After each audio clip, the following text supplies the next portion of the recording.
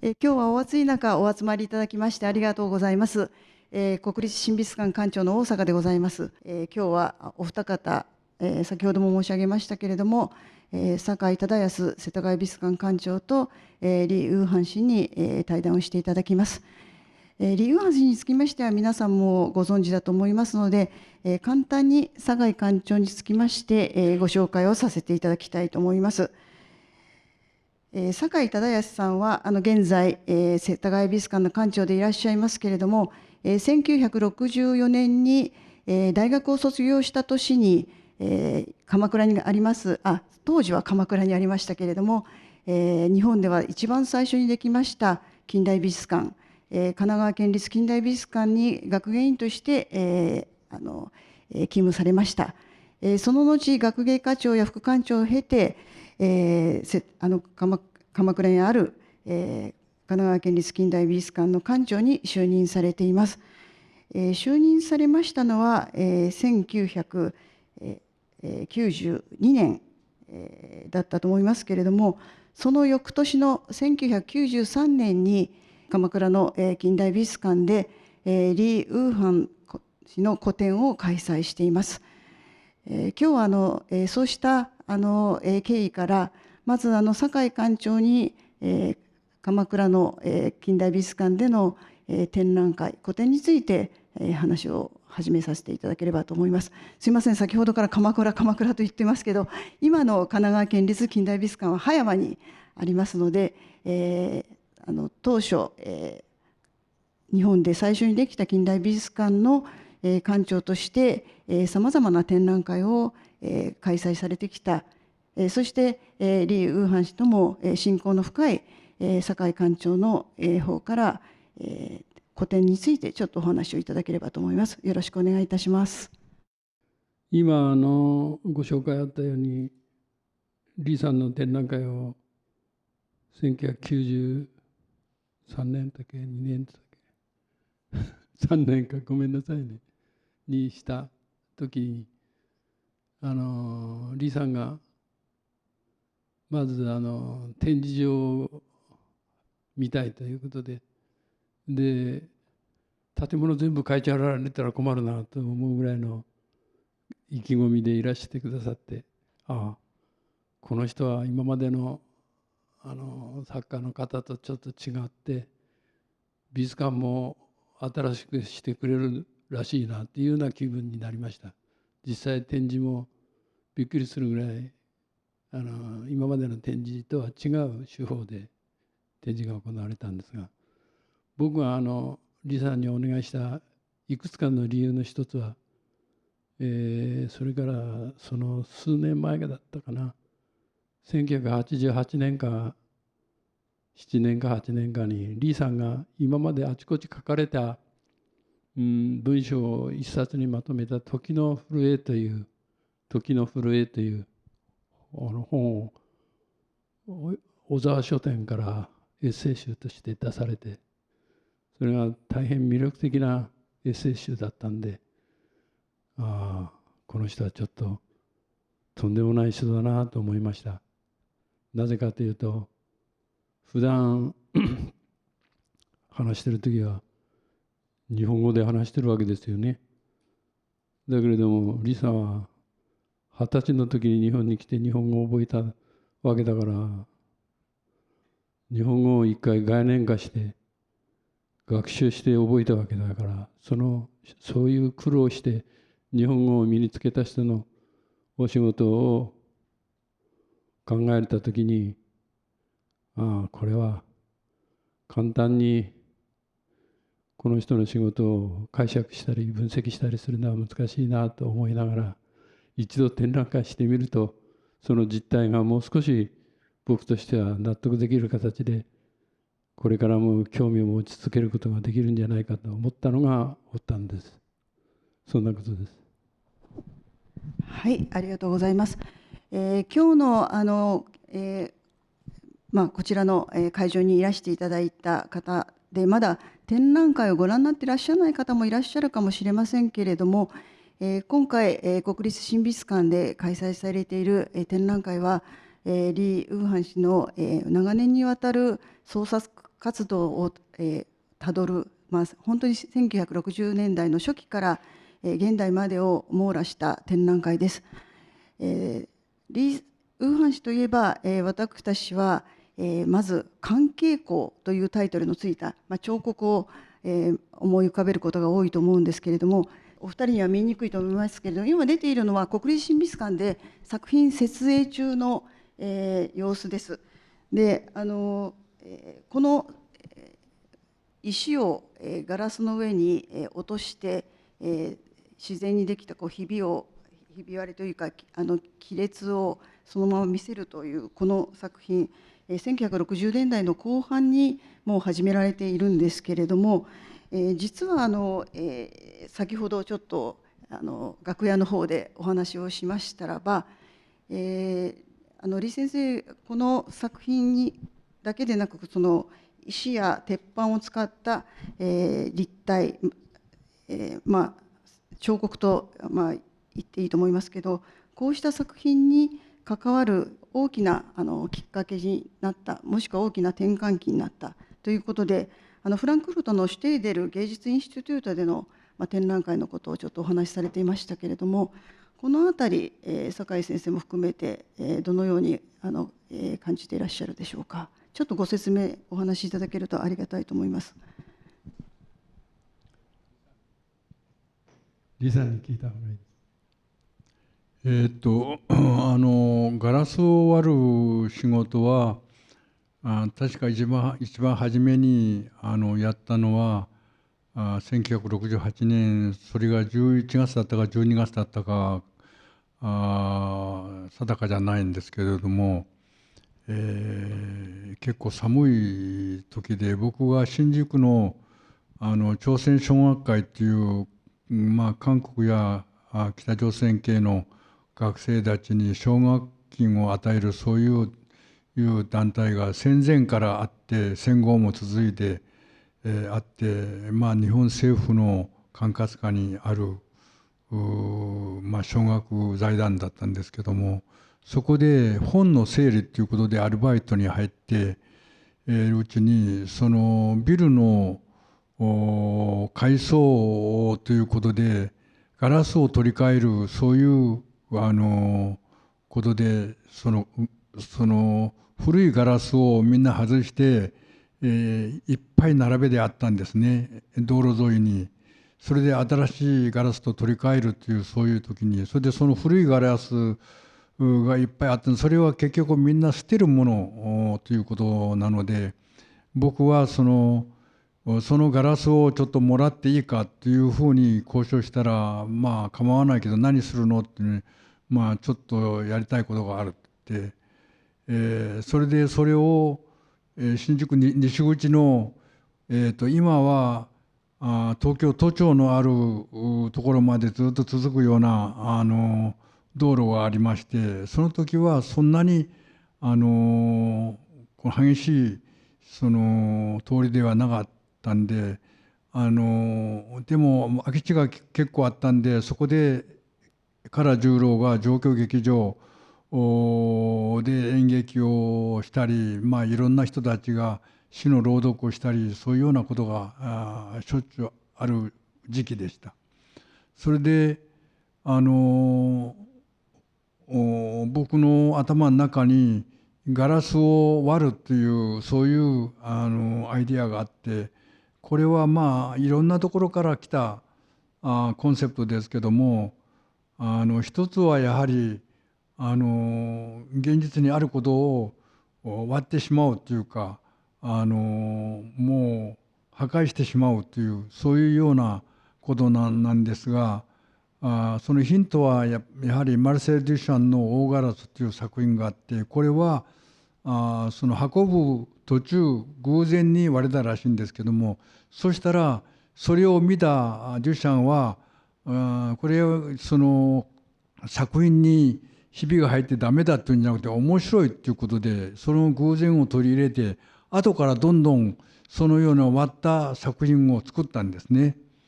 で彼はそのアクシデントをその偶然が入って面白いっていう、そういうことだったんですけども、僕は偶然っていうことにそれほど関心があるんじゃなくて、要するに重い石でもってガラスを割って、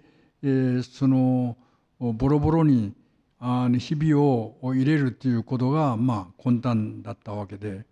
それでそのかなり大きいガラスなんですけども、それは厚みはそれほどないので、それで上にガラスの上に立つだけでピリッと割れるものもありましたけども、でその近くにいろいろ石があって、石をそんなでかくないんですけども、石を持ち上げて、割るというもうたくさんもう十数枚並べて割ったりして、周りに人たかりができて、それを見てる、そういう光景でしたけども、確か僕の記憶では近代美術館の三木多門という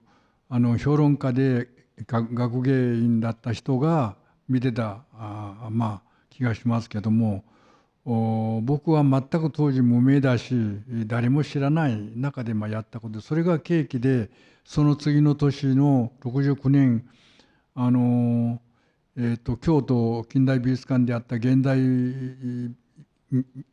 美術の同好展というところに本格的に正式にガラスを割るような仕事をやって、それが写真が今日まで残ってるのが一番古いかと思います。でだからそれは彫刻を作るとか何か作り出すということではなくて、単に現実にひびを入れてしまう、現実に文句を言う、一種の否定性みたいなことが何かをやりたいということの根にあって、それでその現代展の69年の現代展が4月か5月にありますけども、その時に出品したのも何も書かない紙を、その時は紙を並べましたけども、僕は作品として提示したね、紙まではキャンバス、無地の紙まではキャンバスを並べるというふうに書いて出したら、それが入選したんで、その時は紙を出したんですが、でその後あちこちでやる時はキャンバスを並べたり紙を並べたりしたんですけど、これも書かない、要するにその作らない、書かない、そこにあるものを壊してしまうっていう、そういうような時代背景というか一つのそういう空気があった中で、始めたという、だから一種の否定性から始めたということが僕の出発当時あったわけで、それが後々長い間のことを振り返ってみると、そういう否定性を通ったことは僕はいい時代を経験したっていうか、すごくいい時代の空気を吸ってよかったのかなと思いますし、そういう表現を大きな時代のものすごく苦しい、そのめちゃめちゃになんていうかな、時代が変わろうとする、そういうところに立ってたということが僕を後に形成する上でプラスになったかなというふうに思います。今、説明していただきました作品、第9回現代、日本美術展で出品されたカンバスを3枚並べた作品は国立新美術館の会場にも展示されているんですけれども、ちょっと話がずれますけれども、このカンバス、最初は3枚床に並べて発表されてますね。でそれを今回、国立新美術館では壁に1枚かけてるっていうのは何か特に意識的にされていることなどございましたらご説明いただけますでしょうか。その69年当時も初めは壁にかけるということだったんですが、壁かけるか、それはみんないろんな人たちの絵や彫刻が一緒くたになっている時期なので、壁はみんなその出品者絵を描いてる絵を描けるから床を使ってくれないかということで床に並べたっていうだけで、その後あちらこちらもアメリカでも何かいろんなところでも出品しましたけども、1枚壁にかけて2枚下に引くとか、2枚壁にかけて1枚下に引くとか、そういうことをやってきたので、今回特別にやったわけではなくて、それは床に全部置いてもいいし壁にかけてもいい、構わないけども、とにかく何も書いてないっていうことが大事で、69年の時は紙を床に並べて、外の美術館の外に3枚まだ別な紙を用意して、その美術館の前でそれを並べるっていう。そうすると風が吹いてるので、こちらを押さえると向こうが飛んじゃう、向こうを押さえるとこっちが飛んじゃう。それを何遍も風と僕の間でなんていうか張り合うような感じでやってるうちに紙がボロボロになってめちゃめちゃになって紙くずになってしまうという、そういうハプニングっていうかパフォーマンスを行ったこともありますけども、とにかく表現っていうのはきれいな何かを作るんじゃなくて、もうどういう出来事が起こるかわからないような、そういう状況を作るっていうようなことが頭にあってやってきたわけですけども、いわゆる造形思考みたいなものじゃないところに、出発点があったということを繰り返していって、おきます。この作品は最初は「物と言葉」っていうタイトルがついていたと思いますけど、そこには言葉は何も書かれていないんですが、見る側の想像力もたくましくするような、今までの規制の表現を乗り越えるような作品を、時代の大きなうねりもあって、李先生はずっと模索しつつ表現されてきたわけです。で先ほどちょっと申し上げましたけれども、70年代になりますとパリ青年ビエンナーレなどにも参加され、海外にも出かけられることが多くなったんですけれども、先ほどの、紹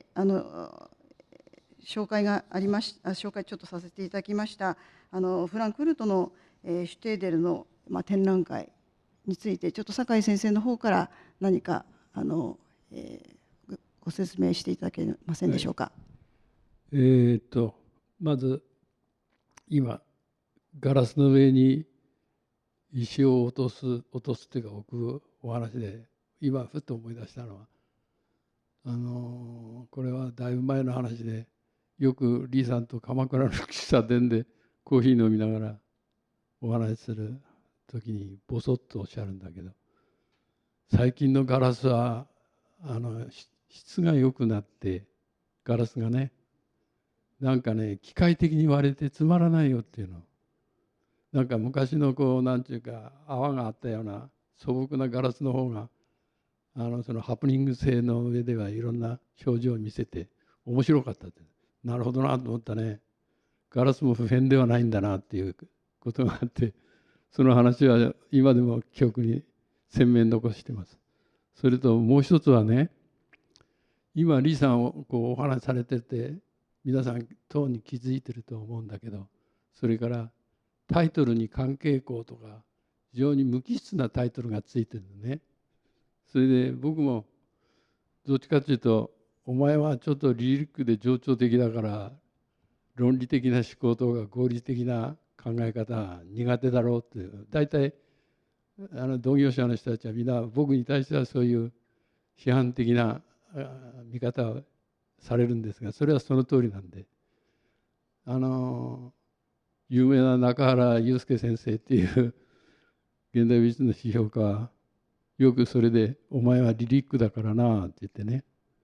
でも俺にはリリックも欲しいんだよとかいうような話、冗談でよく言ってましたけど、それはともかく李さんの使う素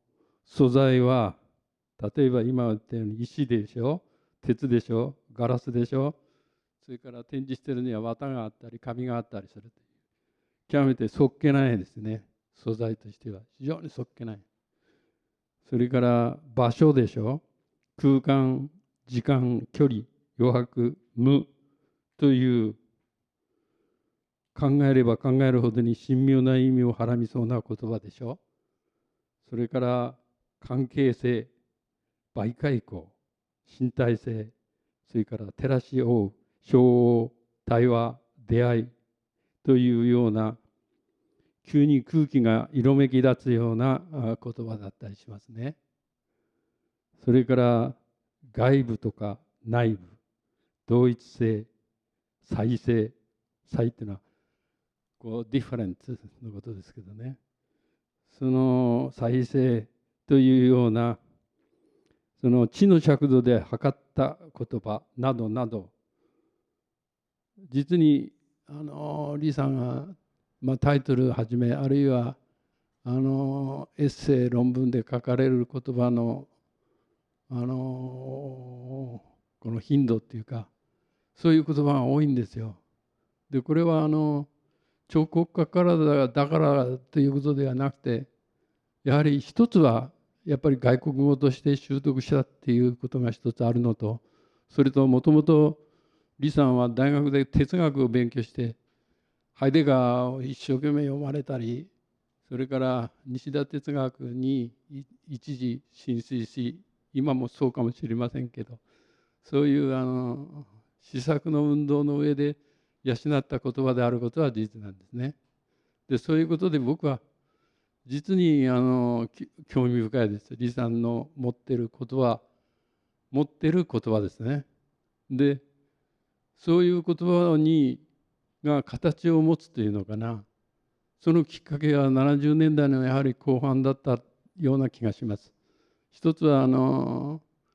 ドイツの M ギャラリーボフムので個展をする時、それは事前に僕もお会いした時に、全部今度彫刻でいくからねっておっしゃったことを興奮しながらおっしゃってましたことを覚えてますけども、でいわゆる鉄板と石との作品で展覧会したんですね。でそれをどなたか見に来られたんだっけ、フランクフルトですが、いずれにしてもドイツのしかるべき人たちが見たはずなんですよ。それで、フランクフルトでその次の年かな、シュテーデルで7人の展覧会した時に、そこは李さんに説明してもらったらいいな。お願いしますが。ドイツはベルリンという大きな都市もあるんですけども、ドイツ独特な国の成り立ちで、いろんな地方はみんなそれぞれ独立性があるし、我こそはという感じで中央を認めない国なんですね。でその中でボッフムという町はデュッセルドルフから電車で1時間足らずで行くところなんですが、世界宇宙観測所みたいなものがあったり、日本からも結構物理学では留学に行く人が多いような、そういう町なんですけれども、そこにある画廊で、リチャード・セラーが同じ画廊なんですけども、セラーはその前からそのよく知ってて交流のある友人なんですが、ある時にたまたまその M で展覧会してる時にセラーが来て、とても不思議なことがあるね。自分も鉄を使ってるし、お前も鉄を使ってるんだけども、自分の鉄はものすごく重く感じるのに、どうしてお前のはそんな軽く感じるんだろうということを言ったんですね。その時に隣にその画廊の主人もいたんだけども、僕はただ笑うだけで何を言ったかほとんど何も言ってなかったと思いますけども、そういうことがあって、それで実はセラーの勧めで彼に彫刻だけの展覧会をさせて見た方がいいっていうふうに勧められたんだそうです。それで僕は彫刻だけで展覧会をするっていうことで、1年ぐらいいろいろ考えですることになったんですが、実はセラが言ってることはこういうことなんですね。彼は鉄は思いとか存在感があるとかっていう鉄を見せるっていうことに主眼があったことに対して、どうも僕は別なこととの関連が重要らしいっていうことに彼が気がついたはずで、だから別なこととの、その空間なり他のものなりとの関連だから鉄が軽く感じられる。で彼のは重く感じるのは鉄だけそこに出したものが重要だということで重くなるっていう、そんなことじゃないだろうかと。これは僕の想像なんですが、もちろん後々彼もセラはその重さだけじゃなくてその空間との関係や場所との関係のすごい作品を作り出します。最近ではアラブのあそこはなんとか、なんとかという砂漠に大きい長い鉄の鉄板を4枚立てかけるそういう仕事をやって、僕は直接行ってみてないんですけれどもビデオだけ見ても本当に素晴らしい。人類の母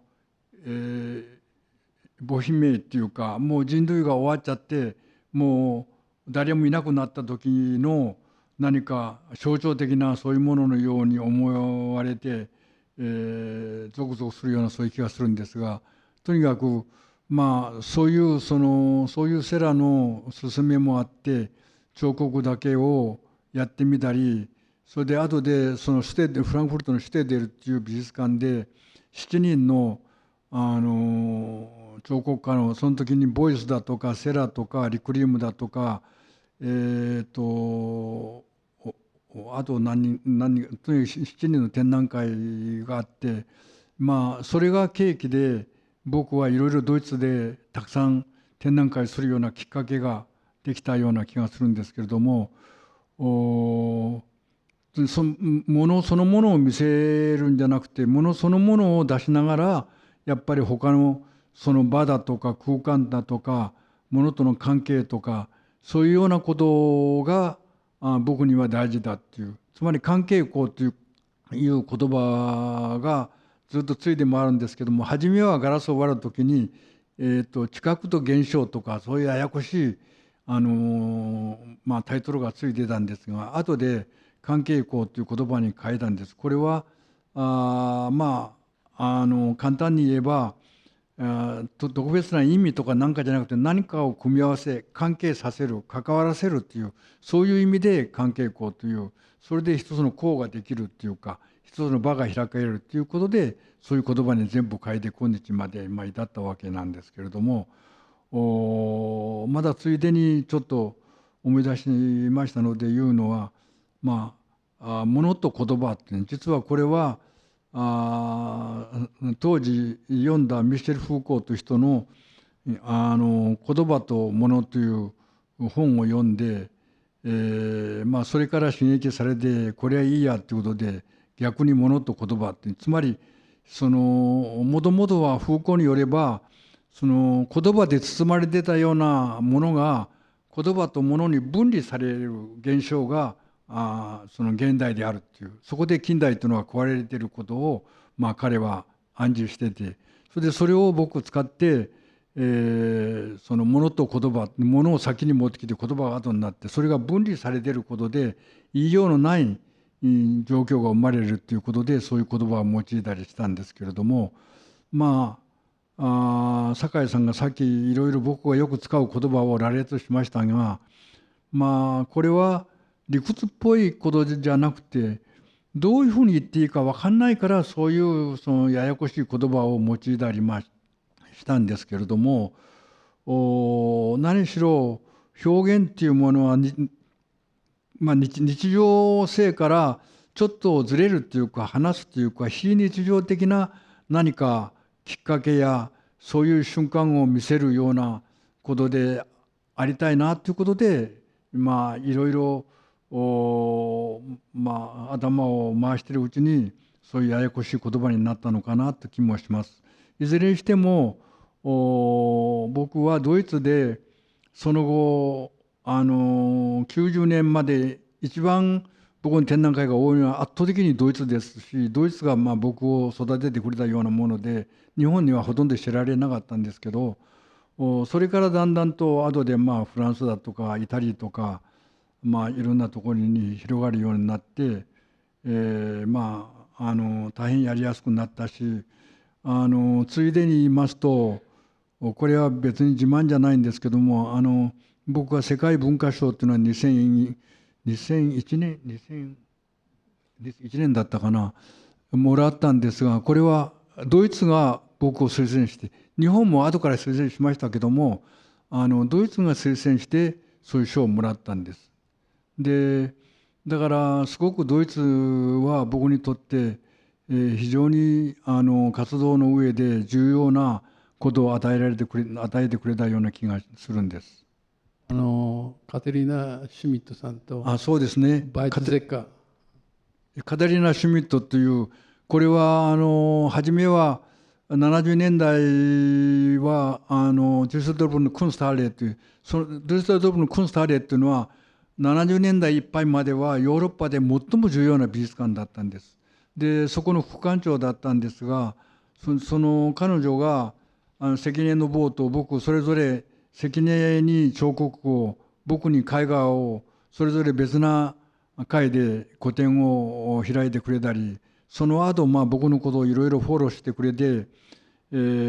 まあ数年前に亡くなりましたけども、そのカタリーナ・シュミットっていう人がドイツを中心とした東側のエリアの、世界文化賞の推薦委員のまあ中心メンバーで、ワイツゼカっていうドイツの大統領だった人がその代表で、まあ、日本に何遍も来てて、まあ、後ほど僕は大変親しくして、まあ、しましたけども、その2人がすごく僕の力になったことは本当にまあありがたかったんです。ゼッカーのことで一つ今思い出したのは、僕の友人のダニ・カラバンとも大変仲良くてね、で僕も選考委員の一人だったんだけど、バイツゼッカーさんがね、なぜポルケじゃなくてリーファンなんだっていう質問を選考委員の皆さんにしたことがあるんですよ。でその時僕指名されて答えてくださいと言われたんで、あまりいい答えではなかったんですけども、 B さんの方は癒しの芸術だし、ポルケは病の芸術だから賞としては癒しの人に与えるのはいいんじゃないのって言ったら、なんか微笑みながら納得されたっていう、その光景を今でも覚えてますわ。バイツゼッカーとしてはすごく頭のいい人でね、あるいう政治家にしておくのはもったいないぐらいの感じの人だったと思った。関係校という、作品、いろいろな発展をして、今日に至っているわけですけれども、90年代はドイツでということでしたけど、21世紀になってからは本当にフランスとの関係も強まり、作品の発表の場も、ヨーロッパ、アメリカと広がってらっしゃいますけれども、ここでですね、関係校というタイトルはついておりますけども、ダイナミックな、作品にちょっと移っていきたいと思います。関係校ベルサイユのアーチ、これはもう本当に自然環境、本当に宇宙そのものと呼応するような作品だと思いますけれども、このアーチについて、少しお話をいただけないでしょうか。ですね、今自然とか宇宙という、大きい言葉が出ましたけども、その根にはですね、僕の極めて個人的な体験があったんです。今からだともう40数年前になるかと思いますが、松本に民芸家具という有名な日本の民芸運動の中で、家具の方で、役割を果たした人がいて、池田三四郎という人がいて、その人にある用ができて会いに行ったんです。それは非常に寒い時期だったんですけれども、それで蕎麦屋でそのお昼を食べてる間に雨がちょっと降ったんですね。それでそこでそその飯を食ってる、そばを食べてる間、その池田さんはまだ別のお客さんが来て、僕はそこでさよならして外出てきて、そのまっすぐの道を歩いたんです。田舎道だったんで、そば屋から離れてまっすぐの道を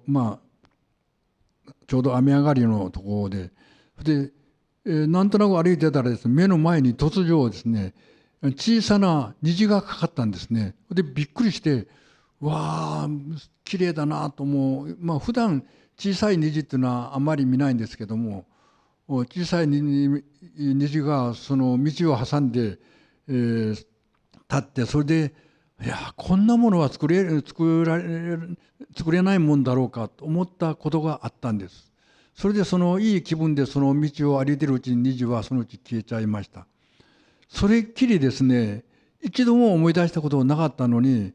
ベルサイユのその丘でうろうろしながらですね、一体何を作ればいいんだろうっていう、その前の年にそこにペノーネがやった時は、その場所に大きな木を一本植えで、その細い木を植えで、その周りに大きな木の皮でくるくる巻きにした面白い作品だったんです。さらにその前は村上隆がそこにブタっていうその大きなそのキンキラキンの彫刻を置いたんですが、これが目の前ではその微笑んでいるようなことで、その裏の方の頭の裏の方はお化けっていうか、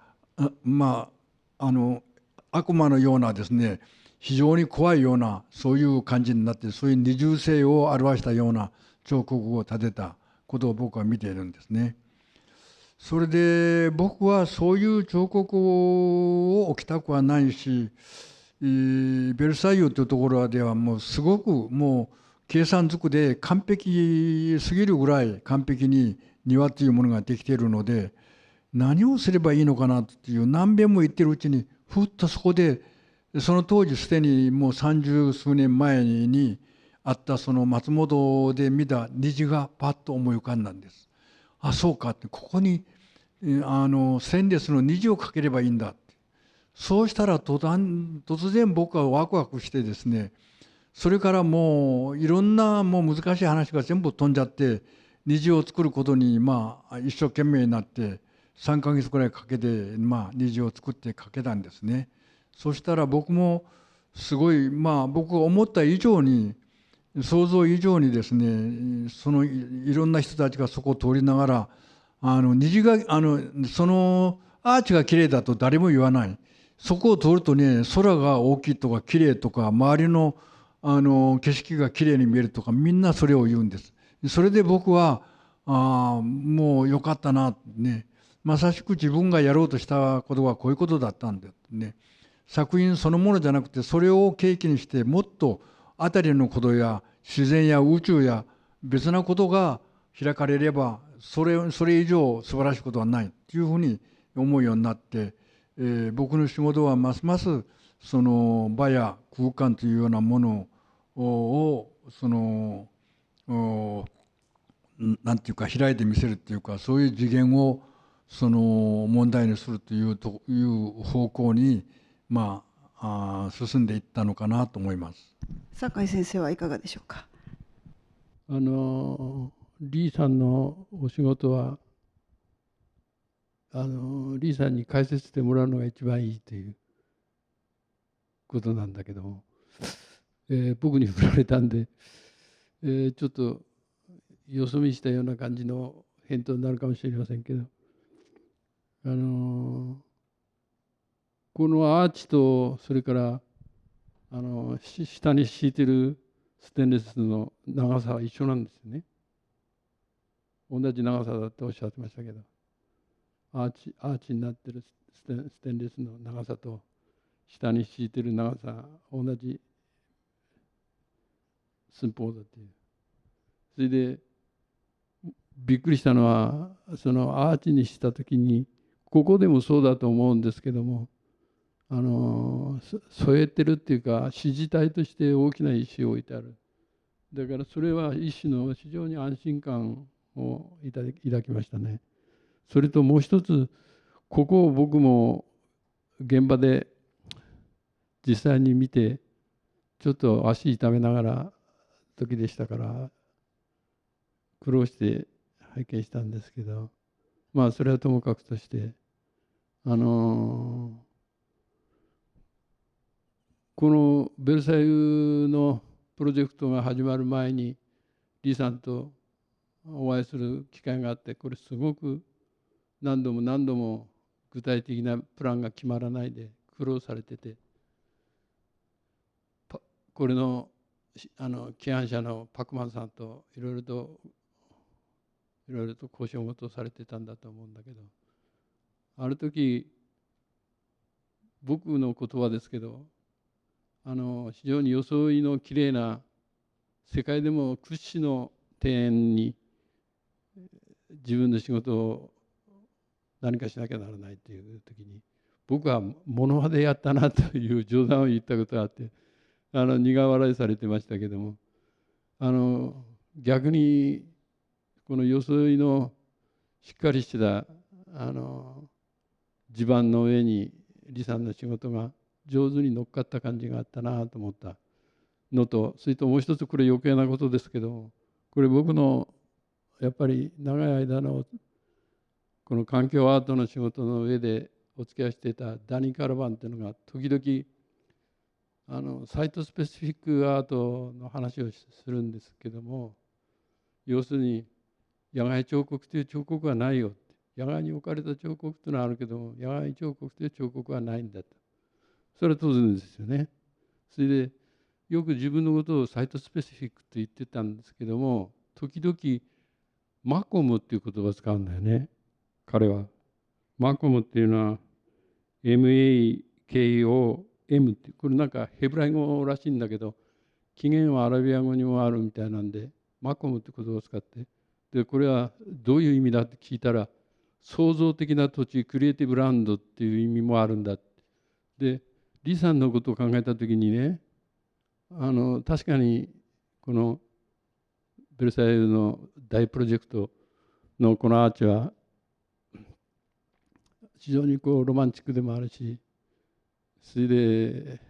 何か記憶に鮮明に残る形でもあるしするけれど、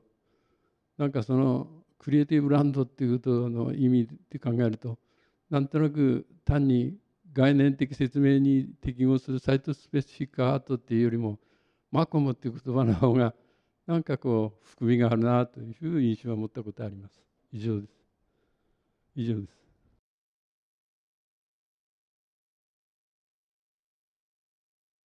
国立新美術館の、屋外にも関係校アーチの作品が設置されていますけれども、この作品の設置にあたりましては、その空間の、環境、それから大きさ、そういったものを全部勘案して、サイズを全部変えてらっしゃるということなんですが、国立新美術館はベルサイユ宮殿とは違って周りが、都会ですのでマンションの建物があったり、それから、緑も一部ありますけれども、ちょっと雑然とした、空間でもあるんですが、そこでの設置に関しては李先生いかがでしたでしょうか。この場所は今言われたようにまさしく都会都市の空間なわけです。でここに大きな塊を作って出すということもあり得るんでしょうけど、やはり僕の基本的な立場っていうのは、塊を作るんではなくてそこの空間を空けるというそういう感じなので、ここにはとにかくアーチを作るほかないということは分かりましたけども、どういうふうにしようかという、スケールやいろいろありようをどうしたらいいのかということで、やはり非常に都会的でありながら、メカニックで都会的でありながら、そこの空間が非常に一種の有機性というか爽やかな空気が感じられればなということでやったんです。それでですからあんまりでかいとちょっと小さい感じがするんですが、いろいろでかい子供、あれの倍ぐらいの子供考えたり、いろいろ調整を、無数に家でいろいろやってみたんですけども、そうしたらあんまりでかいとその周りのビルと張り合うことになっちゃうし、あれ以上小さくてもちょっと窮屈になるだろうし、いろいろやってるうちに、あの大きさになったんですが、あの空間で、それほど大げさじゃなく、それほど、あんまりただ身の回りにあるっていうことじゃない、邪魔にならないぐらいのあるスケール感で、その空間の持ってる、一つの力っていうか、それが出せればなということで、あのサイズになったんです。それで、その完璧っていうことはまず僕は考えられないし、ありえないんですけれども、かなりのいいものになったのかなという気もするし、人によってはあの石が大きすぎるじゃないかという声も聞きましたけども、あの石が程よい他のところではあるよりずっと小さいんです。そうするとですね、あんまり調和というか程よい感じだと緊張感というか場の緊密感みたいなものがどうしても弱まっちゃうので、どっかでいい意味での違和感を作り出さなきゃならない。でそこで幸いに石を探してもらう人が大きい石が見つかったってことで内心ほっとしたんですね。で大きい石、石とそのステンレスの大きさは必ずしもいいバランスというよりも若干アンバランス風な感じがあるんです。だからそれはそこで自然的なものは石だけなんですけども、その石をわざとその強調誇張させたのはそれなりの僕なりの理由があってのことで、ですから都会的なことを引き出すためにちょっと自然を添えるというそういう感じが、あの作品にあるんですが、非常にメカニックでありながらその空間の有機性みたいなものが出せたらなということが僕のコンセプトの中にあって、ほどほどは実現できたかなと思ってます。はい、ありがとうございます。私も作品が、最終的に石が両側にステンレスのアーチの横に置かれて、完了した時にちょうど西側に、夕日がかかるような時間帯に見に行きまして、その見る時間帯、見るその天候、それから、周りの環境そのものによって本当に見え方が変わっていく。その固定した見え方ではなくて、作品自体は本当にしっかりと大地に、アーチを描いているような重量感のある軽量感と重量感があるような、作品なんですけれども、見え方がやっぱり見る側とそれと環境によって、違ってくるっていうのを、五感で体感できる作品でした。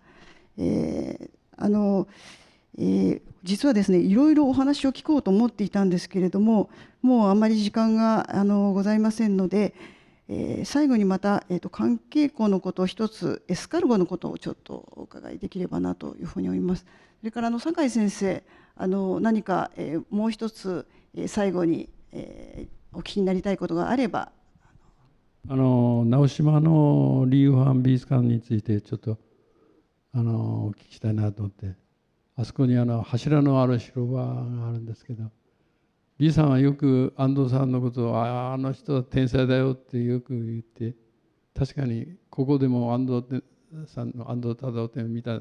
人おられると思うけど、やっぱりすごい想像力というかパワーっていうのを感じたと思うんだけど、安藤さんがある時お会いした時に李さんのなんかこう熱心さというか誠実な対応の仕方にはもう屈したっていうか、とんでもないエネルギーのある安藤さんがあそこに柱立てろっていう李さんに言われたって言うんだね。であれ柱立ててあの空間が収まったんですよね、李さん。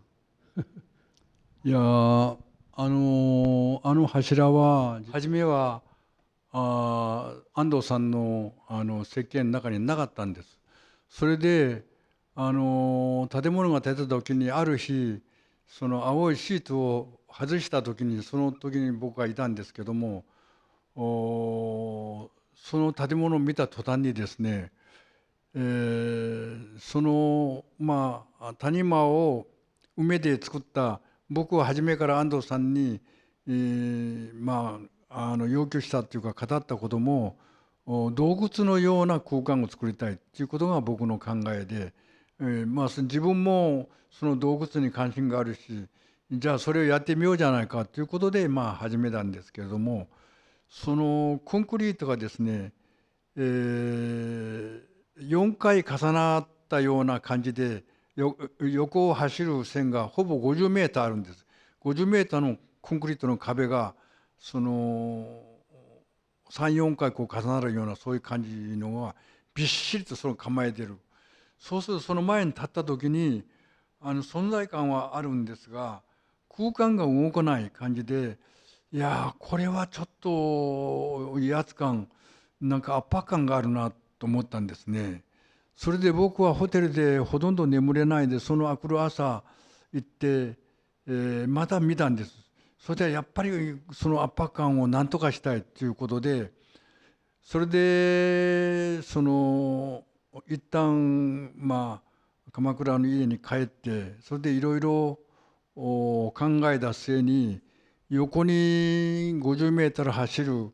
そういう壁があること、これをどうやれば和らげる、もう少し和らげるか、まだこの空間感をやっぱ動くっていうか変化を持たせることができるかっていうことを考えているうちに横と縦っていうもう単純なことですけども、そういうことでここに棒を立てればどうだろうかっていうことで、卓上にその壁を紙で持ってボール紙で作ってその前に鉛筆六角形の鉛筆を立ててみたらこれはいけるかもしれないということで安藤さんにファックスしたんですね。ファックスしたら1週間経っても返事がないんですよ。それでその時安藤事務所にいる、岡野和也っていうその担当者に聞いたら安藤さんが何も聞いてないんですけれども、何も反対意見も特に聞いてないんですけどもう少し待ってみてくださいみたいな返事だったんですね。で怖くて僕は安藤さんどう思うっていうふうに聞けなかったんですね。そうしたら、4、5日してからファックスが来たんです。それでやってみようって言って自分でスケッチをし直して、彼はスケッチするのが大好きでその自分の立てた横に走る壁の前に大きな棒を立てたそのスケッチを立ててやってみようっていうことでやるようになったんです。それで初めは20メートル地上20メートルだったんですが地下に確か4メーターぐらい埋まってるはずなんですけども、それは許可が出なくて、18メートル50ぐらいで許可をもらったらしいんで、それでいろいろ柱六角形もいろいろ工夫して、あれはセメントで作ったんですけどもそれをいろいろ叩いたりして、ボソボソとしたいいテクスチャーになるようにいろいろ細工したりして建てたんです。それ建ててから一番喜んだのは僕よりも安藤さんだったんです。それを建ててみると安藤さんのその建物がものすごい引き立つしその全体の空間が動くようになったんですね。それでその後ずっともう何十枚となく彼は建物やその周りをドローイングするようなものを人に送ったりしたんですけども、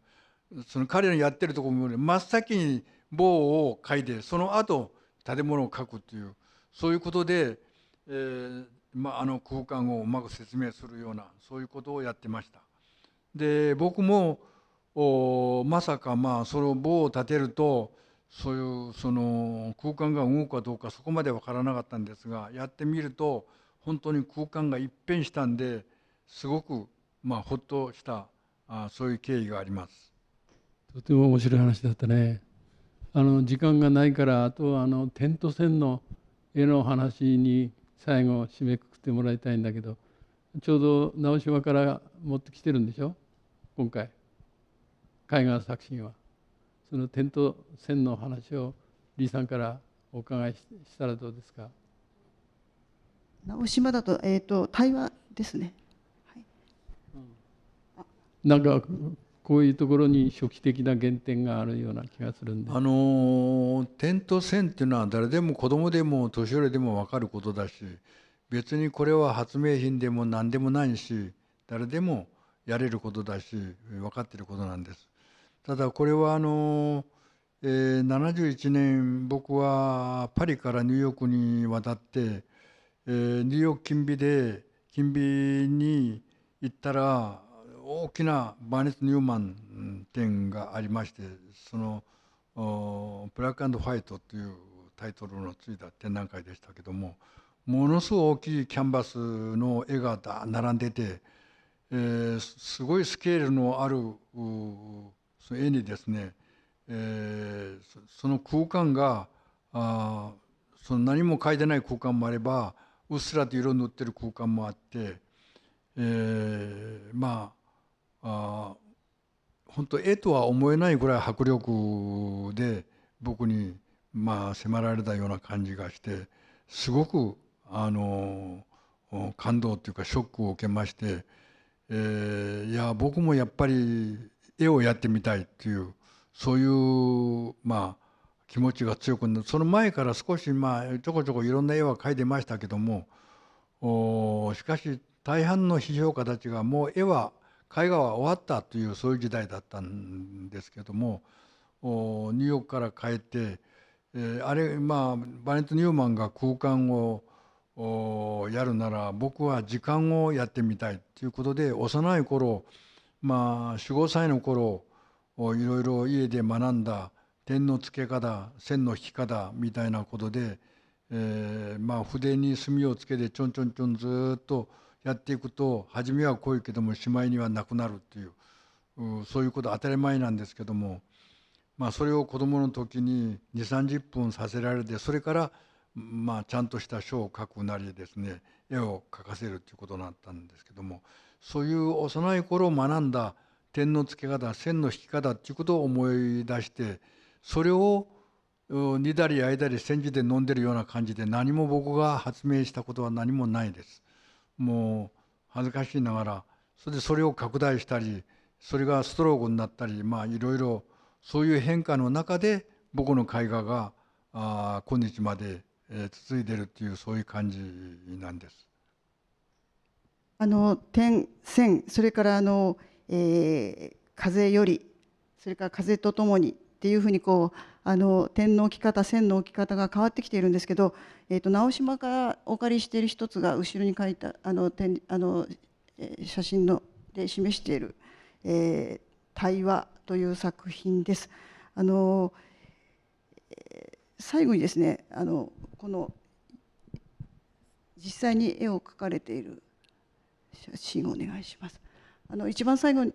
ょっと進行がうまくなくて絵画については時間がないんですけど、実は皆さん李雲範さんは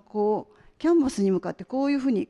キャンバス立てて描いていらっしゃると思うかもしれませんけれども、これはやはり日本画を学んだということに影響があって、こういう床に置く描き方をずっとされてるんでしょうか。日本画よりも墨絵だとかいろんなものも大体床に紙を置いて描くというようなことで、これは日本だけじゃなくて、そのアメリカの抽象表現主義の場合でも大体ポロックだとかいろんな人の有名な写真があるんですけども、床に置いて、その作者がその中に入って、ドリッピングしたり描いたりするっていう、そういうことなんですが、何しろ自分の体を使って描くっていうことを自分の頭でその浮かんだものをキャンバスに移すということじゃなくて、体もろほどそこで格闘するような感じっていうか、戦うっていう感じっていうか、その体の身体的な行為ということを生かして書くということが大事だということなんです。それと、この直島の絵じゃなくて最近の場合でもこう一つ二つわずかなストロークしかないんですけども、その80年代後半からだんだんとその絵とは描いたものばかりを言うんじゃなくて、描くことによって描かないことが響き合って、そこで一つの絵画性が生まれるということに気がつくんです、僕は。それで、そうするとその作る場合も作ったもののみじゃなくて、先ほど言ったアーチは作ったものですけども、空だとか周りの風景は作ったものじゃないんで、作ることによって作らないことが反応するっていうか、呼応するという、そういうようなことに気がついて、そこに一種の無限性というようなものを感じたり、